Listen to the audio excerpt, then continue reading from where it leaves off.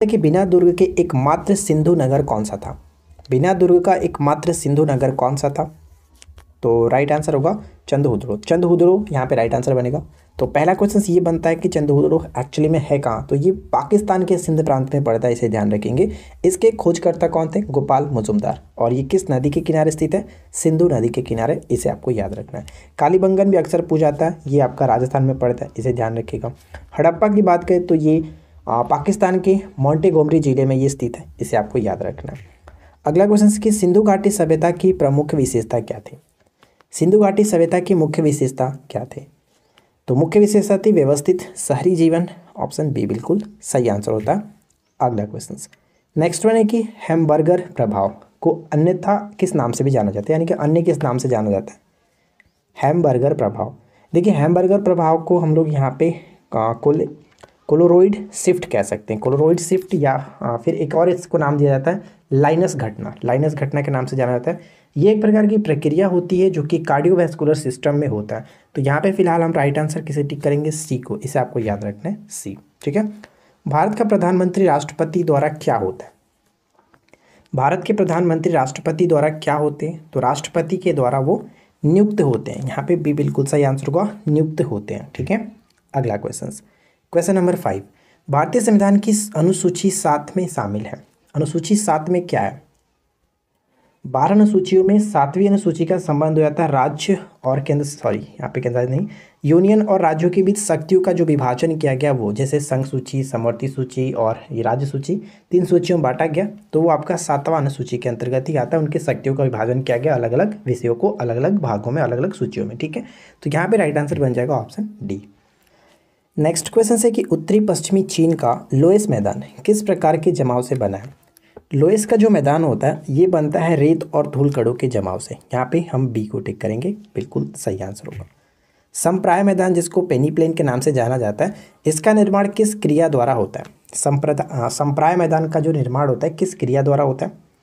तो इसका निर्माण नदियों द्वारा होता है। ठीक है, नदियों द्वारा। ये जो मैदान होते हैं नदियों के द्वारा लाए गए जो अपरदनात्मक कार्यों से होता है। ठीक है, अपरदनात्मक कार्यों से निर्मित होता है, ध्यान रखिएगा। एक नाव डूब जाएगा जब यह अपने किसके बराबर जल हटाता है? एक नाव डूब जाएगा जब वह अपने भार के बराबर, यानी वजन के बराबर जल को हटाता है, विस्थापित करता है। तो राइट आंसर बी होगा। न खत्म होने वाली कहानी किसकी आत्मकथा है? न खत्म होने वाली कहानी किसकी आत्मकथा है? तो यहाँ पे ध्यान रखेंगे, इस प्रश्न का राइट आंसर होगा बीपी सिंह। बीपी सिंह का मतलब विश्वनाथ प्रताप सिंह, जो कि भारत के 8वें प्रधानमंत्री थे। और भारत में इनकी जो पिछड़ी जातियों में सुधार करने की जो कोशिश थी, उनके लिए इनको काफ़ी ज़्यादा जाना जाता है। इनका संबंध किस पार्टी से था? तो जनता पार्टी से था, ये ध्यान रखेंगे, जनता पार्टी से था। अगला क्वेश्चन की चक्रवात की दिशा क्या होती है? चक्रवात की दिशा क्या होती है? तो चक्रवात की दिशा उत्तरी गोलार्ध में घड़ी की सुई के विपरीत और दक्षिणी गोलार्ध में घड़ी के सुई के अनुकूल। याद कैसे मैंने कराया था आपको? तो अगर आपने हमारे लूसेंट वाली जो वो वीडियो आता है रात को, उसको देखा होगा तो आपको बताया गया था कि आप एक तो डी बना लीजिए, डी जो होता है इसको बनाइए और इसको हम 2 भागों में बांट देते हैं बीच से। ठीक है, ऊपर का हो गया उत्तरी गोलार्ध, नीचे का हो गया दक्षिणी गोलार्ध। इसको समझिए कि ये क्या है, घड़ी की जो सुई होती है किस तरह चलता है? इस तरह से चलता है, इस तरह से चलता है, इधर से जाएगा, इधर से जाएगा, इधर से जाएगा, इस तरह से। ठीक है, यानी कि क्लॉकवाइज इस तरह से हम कहते हैं। लेकिन क्वेश्चंस में हम याद रखेंगे कि जो उत्तरी गोलार्ध में घड़ी की सुई के विपरीत, तो यहाँ पे देखिए क्या होगा, इस तरह से, यहाँ पे इस तरह से याद रखिए। और नीचे क्या होता है? नीचे हम इस तरह से याद रखेंगे, यानी कि इधर से इधर, जो कि दक्षिणी गोलार्ध में घड़ी की सुई के अनुकूल, घड़ी की सुई के अनुकूल। लेकिन इधर क्या होता है, जाना चाहिए था, घड़ी कैसे जाना चाहिए था? घड़ी जाना चाहिए था इधर, लेकिन ये जा रहा है इधर। तो इस तरह से आप याद रख सकते हो। दोनों का मुंह देख सकते हैं किधर खुला हुआ है, इस तरह से। ठीक है, दक्षिणी गोलार्ध में घड़ी के सुई के अनुकूल, जबकि उत्तरी गोलार्ध में उल्टा होता है, घड़ी के सुई के विपरीत होता है। इस तरह से आप याद रख सकते हो। राइट, चलिए आगे बढ़ते हैं। नेक्स्ट क्वेश्चन, अगला क्वेश्चन कह रहा है कि कोयम्बैंग जो कि किस देश में चलने वाली गर्म हवा है? कोयम्बैंग किस देश में चलने वाली गर्म हवा है? इंडोनेशिया। Option D Indonesia. अच्छा, इंडोनेशिया की जो नई राजधानी है उसका नाम क्या है बताइए? नई राजधानी का नाम क्या हो गया? कमेंट करके बताइएगा। अगला क्वेश्चन, टैफिलालेट। टैफिलालेट जो मरुधान है वो कहाँ स्थित है? टैफिलालेट मरुधान ये पड़ता है आपका मोरक्को में। Morocco, option B. अच्छा, मोरक्को से एक क्वेश्चन ध्यान रखिएगा, जैसे जिब्राल्टर जो जलद मरुमध्य है वो स्पेन और मोरक्को को ही अलग करता है। और हिस्ट्री में आपको एक चीज़ याद रखना है कि 1333 ईस्वी में मोहम्मद बिन तुगलक के समय में इब्न बतूता नामक जो मोरक्को यात्री था वो भारत में आया हुआ था। अगला क्वेश्चन कि टाउबकल किसकी सर्वोच्च चोटी है? टाउबकल टाउबकल किसकी सर्वोच्च चोटी है? तो अफ्रीका में एटलस पर्वत की सबसे ऊंची चोटी है। टाउबकल भी पड़ता है मोरक्को में ही, ये याद रखेंगे, मोरक्को में ही पड़ता है। ठीक है। राज्यपाल द्वारा जारी किया गया अध्यादेश किसके द्वारा अनुमोदन के अधीन है? राज्यपाल द्वारा जो जारी अध्यादेश है किसके द्वारा अनुमोदन के अधीन है? राज्य विधानमंडल। तो राज्यपाल अध्यादेश जारी करता है किस आर्टिकल के तहत? 213, जबकि राष्ट्रपति 123 के द्वारा। ठीक है, तो ये आपको याद रखना है। अगला क्वेश्चन, निम्न शब्दों पर विचार करें। यहाँ पे 4 शब्द दिए गए हैं, आपको बताना है कि विचारानुसार क्रम दीजिए, यानी जो हमारे प्रस्तावना में इनका क्रम है इन शब्दों का, उसके अकॉर्डिंग अगर हम यहाँ पे सजाएंगे तो क्या बनेगा। तो इनका जो क्रम होगा सार्वभौमिक, समाजवादी, धर्मनिरपेक्ष और यहाँ पे कह सकते हैं प्रजातांत्रिक। तो सही आंसर में देखें तो क्या बन सकता है? राइट आंसर हो जाएगा यहाँ पे देखिए, सबसे पहले सार्वभौमिक, उसके बाद समाजवादी और उसके बाद धर्मनिरपेक्ष, लास्ट में जाएगा प्रजातांत्रिक, यानी सही आंसर होगा ऑप्शन ए। ठीक है दोस्तों, अगर आपको ये वीडियो पसंद आए तो प्लीज़ वीडियो को लाइक कर दीजिएगा, दोस्तों के साथ शेयर कर दीजिएगा, साथ ही साथ चैनल को सब्सक्राइब करके नोटिफिकेशन बेल आइकन को ऑल पे सेट कर लीजिए, क्योंकि यहाँ पे आपको पूरे एग्जाम्स तक कंटिन्यू रखा जाएगा। इसी तरह से आपके लिए हमेशा हम रेडी हैं। मेसिटा का पठार निम्न में से किस देश में स्थित है? मेसिटा का पठार निम्न में से किस देश में स्थित है? तो यहाँ पे करेक्ट आंसर होगा स्पेन तथा पुर्तगाल। स्पेन तथा पुर्तगाल। स्पेन की राजधानी क्या होता है? मैड्रिड, और पुर्तगाल की राजधानी क्या होता है? लिस्बन। अगला क्वेश्चन, किसने नारा दिया था मानव के लिए एक धर्म, एक जाति और एक ईश्वर? ये नारा किसने दिया था? Narayana Guru. A will be correct answer, Narayana Guru. Darashikoh ने किस शीर्षक से उपनिषदों का फारसी में अनुवाद किया था? उपनिषदों का फारसी में अनुवाद दारासिको ने किस नाम से किया था? सिर ए अकबर। सिर ए अकबर, ऑप्शन डी।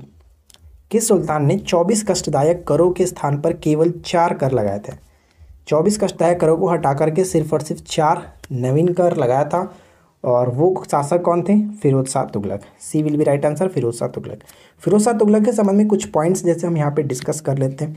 जैसे इन्होंने एक सिंचाई कर भी लगाया था जिसको हक ए सर्ब के नाम से जाना जाता है। इनकी आत्मकथा थी फतुहात ए फिरोज शाही। फतुहात ए फिरोज शाही याद रखेंगे। और जैसे कि सेना को नगद वेतन स्टार्ट किया गया था अलाउद्दीन खिलजी के द्वारा, लेकिन इन्होंने क्या किया था कि सेना को नगद वेतन देने की जो व्यवस्था थी उसको समाप्त करके वजीह नामक एक स्टार्ट किया था। वजह क्या था कि भूमि कर वसूलने का अधिकार दिया गया था, उसके माध्यम से ये वेतन का भुगतान करते थे, भुगतान का आदेश दिया गया था वजह। ठीक है, और इनके द्वारा एक स्थापित जो था दारुल सफ़ा। दारुल सफ़ा क्या था? अक्सर पूछा जाता है कि दारुल सफ़ा क्या है, तो एक खैराती अस्पताल हुआ करता था, ये ध्यान रखेंगे। तो आई होप कि यहाँ तक आपको कोई समस्या नहीं होगी। चलिए अगला क्वेश्चन, टाइफाइड बुखार का क्या कारण है? जो टाइफाइड बुखार है इसका कारण क्या है, किसके द्वारा होता है? साल्मोनेला टाइफी नामक जो जीवाणु होते हैं इसके कारण होता है। तो यहाँ पे राइट आंसर हो जाएगा ऑप्शन बी। अगला आप देखिए, किटी हॉक क्या है? किटी हॉक क्या है? तो ध्यान रखेंगे, किटी हॉक एक प्रकार का लड़ाकू विमान है, ऑप्शन बी लड़ाकू विमान। बांदीपुर जो राष्ट्रीय उद्यान है कहाँ स्थित है? बांदीपुर राष्ट्रीय उद्यान कहाँ स्थित है? तो ये पड़ता है कर्नाटक में। कर्नाटक में और 2 याद रखेंगे, जैसे कि भद्रा वन्यजीव अभ्यारण्य, साथ ही साथ नागरहोल जो राष्ट्रीय उद्यान है वो भी आपका कर्नाटक में ही पड़ता है। तो ये दोनों इंपॉर्टेंट हो जाता है। मानव शरीर में सबसे बड़ी कोशिका कौन सी है? ध्यान दीजिएगा, मानव शरीर में सबसे बड़ी कोशिका कौन सी है?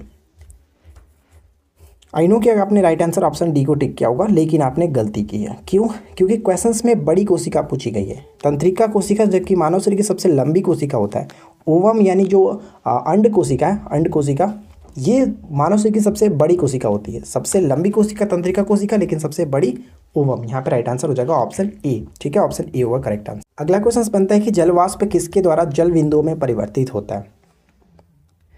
जल वाष्प किसके द्वारा जल बिंदुओं में परिवर्तित होता है? तो राइट आंसर यहाँ पे हो जाएगा संघनन। संघनन, और इसका अपोजिट होता है वाष्पीकरण, जो कि जल बिंदु वाष्प में परिवर्तित होते हैं वाष्पीकरण के द्वारा, और वाष्पीकरण यानी कि जो इसका उल्टा हो जाएगा जल बिंदु, जल वाष्प का जल बिंदु में परिवर्तन होना संघनन। यहाँ पे right answer option D. Land holder society Calcutta के संस्थापक कौन थे? लैंड होल्डर सोसाइटी की जो स्थापना हुई थी 1837-38 में हुआ था, और इसके संस्थापक Dwarkanath Tagore. Option B correct होगा। नेक्स्ट वन देखिए, किस काल में लेखन कला के प्रचलन के बाद उपलब्ध लेख पढ़े नहीं जा सके उसे क्या कहलाते हैं? लेखन कला के प्रचलन के बाद उपलब्ध जो लेख हुए उसे पढ़े नहीं जा सके उसे हम लोग कहते हैं आद्य ऐतिहासिक काल। आद्य ऐतिहासिक काल। किसके शासनकाल में गौतम बुद्ध के तृतीय बौद्ध संहिति हुई थी? तृतीय बौद्ध संहिति का आयोजन हुआ था पाटलिपुत्र में अशोक के समय में। पाटलिपुत्र में अशोक के समय में, ऑप्शन बी। फतवा जहानदारी निम्नलिखित में से किसके द्वारा लिखी गई पुस्तक है? फतवा जहानदारी। तो फतवा जहानदारी को लिखा किसने? जियाउद्दीन बर्नी, ऑप्शन बी जियाउद्दीन बर्नी। किसके शासनकाल में बोर्ड ऑफ रेवेन्यू की स्थापना की गई थी? बोर्ड ऑफ रेवेन्यू की स्थापना वारेन हेस्टिंग्स, वारेन हेस्टिंग्स के समय में। सी विल बी राइट आंसर। इसके पहले वाली वीडियो में हम लोगों ने डिस्कशन किया था वारेन हेस्टिंग्स के समय में, तो आपको याद रखना है। जैसे करने वाले इसकी बात करें तो इसके समय की आप ध्यान रखेंगे जो स्थायी बंदोबस्त था 1793 में स्टार्ट किया था, और साथ ही साथ इनको भारतीय नागरिक सेवा का जनक भी माना जाता है, याद रखेंगे। विलियम बेंटिक का संबंध हो जाता है सती प्रथा का अंत किया था 1829 में राजा राम मोहन राय के सहयोग से। और कैनिंग तो आपको पता है 1857 के समय में ये जो कि वायसराय थे, भारत के प्रथम वायसराय हैं। नेक्स्ट होने कि विधान परिषद के सदस्य कितने वर्षों के लिए निर्वाचित होते हैं? कितने वर्षों के लिए निर्वाचित होते हैं? तो 6 वर्षों के लिए निर्वाचित होते हैं, लेकिन प्रत्येक 2 वर्ष के बाद जो कि 1/3 सदस्यों का अवकाश ग्रहण करते हैं, ये ध्यान रखेंगे। डी यहाँ पे करेक्ट होगा। इनकी न्यूनतम आयु कितनी होती है? यानी जो पद को चुनाने के लिए न्यूनतम आयु जो होना चाहिए वो 30 वर्ष होना चाहिए था। निम्नलिखित में से किस विद्युत चुम्बकीय तरंग का तरंग दैर्घ्य यानी वेवलेंथ सबसे लंबा होता है? तो इसको याद रखने के लिए हमारा छोटा सा तरीका क्या था? छोटा सा तरीका था GX UV इमरान। इमरान हमने याद रखा था, ठीक है। जो 7 प्रकार के जो विद्युत चुम्बकीय तरंग हैं इन्हें हम याद रखते हैं। ये जो आपका क्रम है ये बढ़ते हुए तरंग दैर्घ्य का, यानी गामा जो किरण है वो सबसे कम और RA जो देख रहे हैं यानी कि रेडियो वेव है वो सबसे ज़्यादा होता है। तो अगर हम यहाँ पे अकॉर्डिंग टू ऑप्शंस देखें तो सबसे ज़्यादा किसका होगा? तो यहाँ पे गामा किरण, उसके बाद एक्स किरण, और उसके बाद यहाँ पे देखें तो जो यू होता है, यू यानी कि अल्ट्रा वायलेट रे, और इसका मतलब भी यानी कि विजिबल रे। तो अल्ट्रा वायलेट से उसके बाद हम यहाँ पे विजिबल देख सकते हैं, और उसके बाद हम यहाँ पे इंफ्रारेड आई यानी सबसे ज़्यादा किसका हो गया? इंफ्रारेड। उसके बाद अगर माइक्रोवेव रहता तो वो, और उसके बाद रेडियो वेव। तो यहाँ पे हम कह सकते हैं सही आंसर क्या होगा? Option A. आप इस छोटे से तरीके को याद रखिए, काफ़ी हेल्प करेगा। हमेशा इस टाइप के क्वेश्चंस पूछे जाते हैं। अगला क्वेश्चन, जब लोहे में जंग लगता है, एक चीज़ ध्यान रखिएगा, तरंग दैर्घ्य ज़्यादा होगा तो वे उसका जो फ्रीक्वेंसी होगा वो कम होता है, ठीक है, आप उसको याद रखेंगे। जब लोहे में जंग लगता है तो क्या होगा? जब लोहे में जंग लगता है तो वो ऑक्सीकृत हो जाता है, यानी ऑक्सीकृत हो जाता है। और एक क्वेश्चन ध्यान रखेंगे, जब लोहे पर जंग लगता है तो उसका वजन क्या होता है? उसका वजन बढ़ जाता है। इस्पात में क्या होता है? इस्पात में क्या होता है? इस्पात में लोहा, क्रोमियम और मैग्नीज, ये तीनों चीज़ होते हैं, option B. Act of union किस वर्ष पारित हुआ था?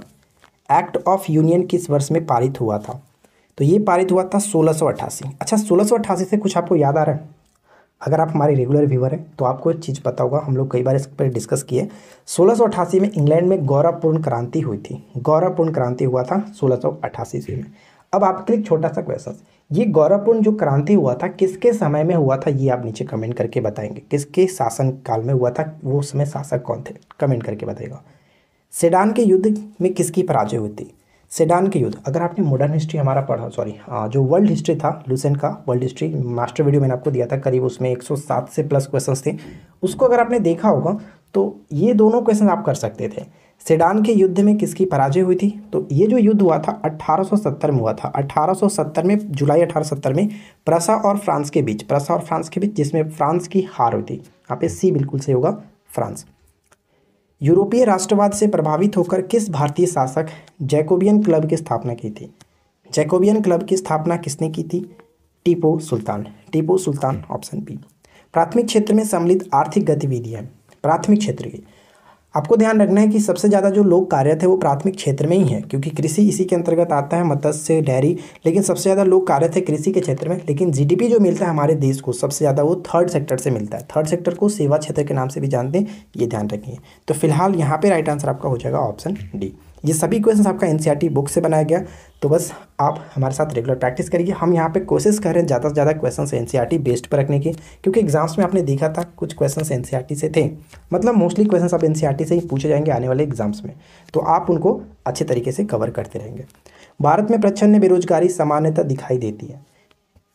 भारत में जो प्रचंड बेरोजगारी होती है समानता दिखाई देती है कृषि क्षेत्रों में। कृषि क्षेत्रों में ऑप्शन ई। मुद्रा का महत्व क्या है? मुद्रा का महत्व उत्पादन एवं उपभोग में सुविधा, विनिमय का माध्यम का कार्य करना, साथ ही साथ वस्तु विनिमय प्रणाली की कठिनाई दूर करना। तो राइट आंसर क्या हो जाएगा? ऑप्शन डी, उपरोक्त सभी। उत्पादन संभावना वक्र किस ओर ढालू होता है? उत्पादन संभावना जो वक्र होता है किस ओर ढालू होता है? तो ये ढालू होता है नीचे से दाईं ओर। नीचे से दाईं ओर, ऑप्शन बी को टिक करेंगे। ठीक है, चलिए अगला क्वेश्चन। गिब्साइट किसका अयस्क है?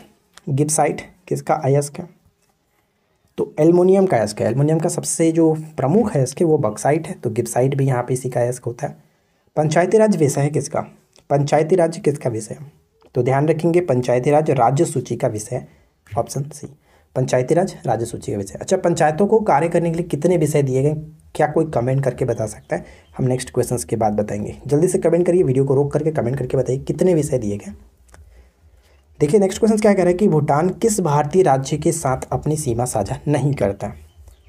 तो हमारे चैनल पे एक वीडियो अवेलेबल है जिसमें हम लोगों ने पड़ोसी देशों से सटे जो भारतीय राज्य हैं उन पर एक अलग से वीडियो बनाया ट्रिक के माध्यम से, जो नया मैप आया था उस मैप के अकॉर्डिंग। तो अगर आपने नहीं देखा है तो जाकर के हमारे चैनल पे सर्च कर सकते हैं पड़ोसी देशों से सटे भारतीय राज्य ऑनलाइन स्टडी जोन, लिख करके आपको हमारी वीडियो मिल जाएगी। तो अगर हम उस ट्रिक की बात करें जो भूटान से सटते हैं, तो भूटान से सटने के लिए बस एक छोटा तरीका याद रखिए, साब। ठीक है, भूटान साब याद रखिए। तो इसमें क्या होता है कि 4 राज्य इसके सटते हैं, एक तो सिक्किम, एक असम, एक अरुणाचल प्रदेश और एक आपका होता है पश्चिम बंगाल। तो यहाँ पे हमने मेघालय का कोई जिक्र नहीं किया, इसलिए सी विल बी राइट आंसर। ठीक है, 4 राज्य सटते हैं जिसमें मेघालय नहीं आता है। एक आपका आता है असम, एक अरुणाचल प्रदेश, एक सिक्किम और एक पश्चिम बंगाल। ठीक है, और हम आपको बता दें कि पंचायतों को कार्य करने के लिए 29 विषय दिए गए, ध्यान रखिएगा। अगला क्वेश्चन क्या है? अगला प्रश्न ये बनता है कि ग्रैंड कैनियन किस नदी पर है? ग्रैंड कैनियन जो है वो किस नदी पर है? अमेरिका के एरिजोना में स्थित है, ये आपका कोलोराडो नदी पर पड़ता है। A will be correct answer. Alipore bomb मामले में अरविंद घोष का बचाव किसने किया था? अरविंदो घोष का बचाव किसने किया था? चित्तरंजन दास। अगला प्रश्न, भारत के सबसे उत्तरी भाग से होकर के गुजरने वाला अक्षांश कौन सा है? भारत के सबसे उत्तरी भाग से होकर के गुजरने वाला जो अक्षांश है वो कौन सा है? तो उस अक्षांश को हम यहाँ पे कहेंगे 37 डिग्री उत्तरी अक्षांश। कैसे? क्योंकि आपको पता है अगर हम जैसे कि अगर हम भारत के मैप को नीचे से ड्रॉ करें, ये आपका हो गया, और ऊपर से अगर हम ड्रॉ करें इस तरह से, तो आपने नोटिस जो किया होगा यहाँ से जो अक्षांश गुजरता है और एक अक्षांश यहाँ से गुजरता है, तो ये जो होता है यहाँ से लेकर के यहाँ तक क्या है, पूरा जो विस्तार है 8 डिग्री 4 मिनट से लेकर के 37 डिग्री 6 मिनट इस तरह से। तो 8 डिग्री 4 मिनट तो यहाँ से है, लेकिन 37 डिग्री 6 मिनट आपका ये अक्षांश होता है। तो 37 डिग्री यहाँ पे बिल्कुल सही होगा, इसलिए ऑप्शन हम सी को टिक करेंगे। ठीक है, चलिए अगला क्वेश्चन। नेक्स्ट क्वेश्चन कह रहा है कि 1942 में भारत छोड़ो आंदोलन आरंभ करने के लिए कौन सा मुख्य कारण था? तो ध्यान रखिएगा यहाँ पे 2-3 चीज़ आपको ध्यान रखना है। जैसे 1942 में भारत छोड़ो आंदोलन स्टार्ट हुआ तो उस वक्त जो गवर्नर जनरल थे वो कौन थे? लॉर्ड लिनलिथगो, क्योंकि 1936 से 1943 तक इनका शासनकाल था। भारत छोड़ो आंदोलन स्टार्ट कब किया गया था? ये स्टार्ट किया गया था, इसका प्रस्ताव 8 अगस्त को था, लेकिन ये स्टार्ट हुआ था 9 अगस्त 1942 को। ठीक है, किसके नेतृत्व में? महात्मा गांधी के नेतृत्व में। और इसी आंदोलन में महात्मा गांधी ने एक नारा दिया था, करो या मरो का, तो ये ध्यान रखेंगे।